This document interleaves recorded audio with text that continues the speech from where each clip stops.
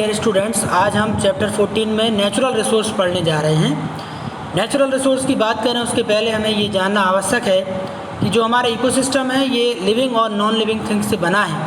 Living things को जहाँ हम बायोटिक फैक्टर्स कहते हैं, जिसमें पेड़ पौधे, जीव जंतु सहित तमाम प्रकार के माइक्रो ऑर्गेनिज्म आते हैं। एबायोटिक रिसोर्स में तमाम प्रकार के लिथोस्फीयर, एटमॉस्फेयर, बायोस्फीयर, हाइड्रोस्फीयर और उनमें उपस्थित सभी प्रकार की गैसें, धातुएं और सभी प्रकार के तत्व आ जाते हैं। जब हम रिसोर्स कहते हैं तो रिसोर्स का क्या मतलब होता है?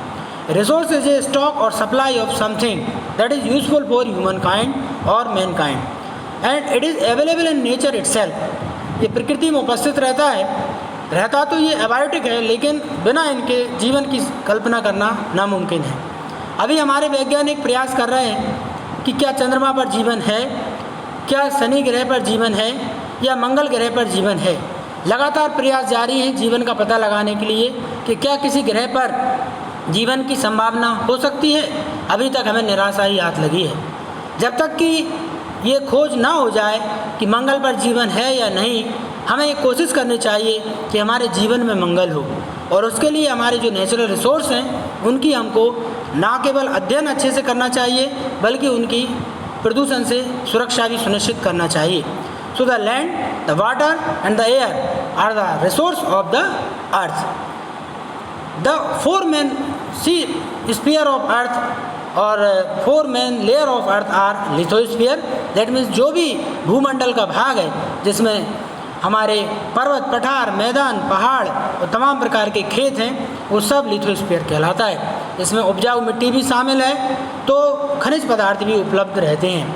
हाइड्रोस्फीयर की बात करें तो जल, जो कि हमारे पृथ्वी का 78% भाग बनाता है, उसे हम हाइड्रोस्फीयर कहते हैं।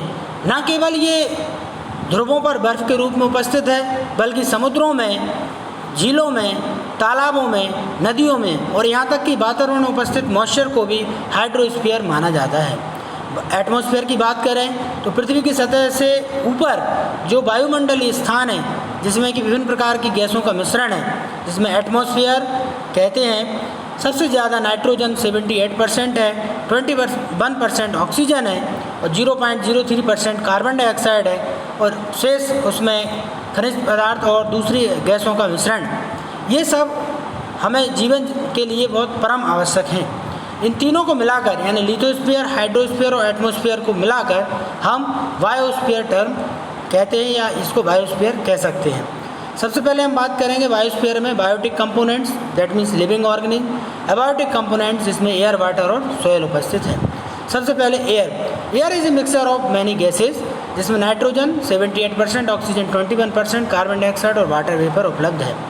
ग्लूकोज के ब्रेकडाउन से ऑक्सीजन मिलती है और ये विभिन्न प्रकार के ईंधनों को जलाने में या उनके ऑक्सीडाइजेशन में मदद करती है।